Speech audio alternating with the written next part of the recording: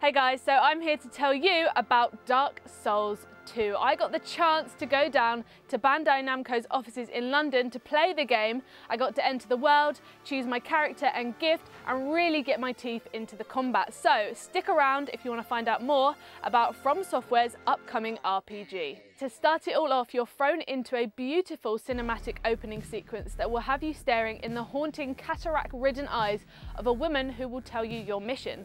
True to the last game, you still carry the curse of the undead, hovering your soul somewhere between humanity and hollow. You're first off met with character creation, which, much like Dark Souls, gives you quite the selection, with the addition of Explorer and Swordsman and the exclusion of others. There weren't stats for the classes, so I just opted for the guy that looked most up for it, the Swordsman.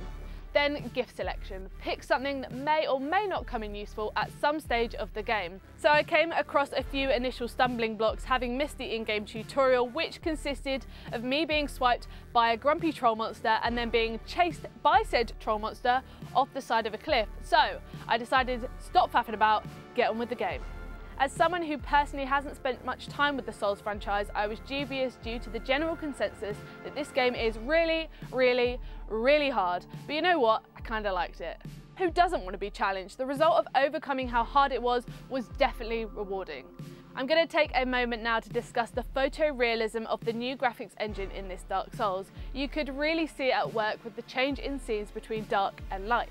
The views are stunning and I found myself floating towards cliff edges just to get a look at the landscapes. Plus, environmental sounds were a lovely touch. You can hear the wind howling and the grass rustling behind you. Now, time for the straight up combat. Before I get into the good stuff, it's worth giving a shout out to the evil pigs that decided to follow me around the area medulla. They were biting at my feet. I realised you couldn't crouch, or maybe you can and I never figured it out. So I was swiping and they were munching me, and so I ran off and realised they were still following me indoors. So I disappeared to the forest of the fallen giants where the real combat began.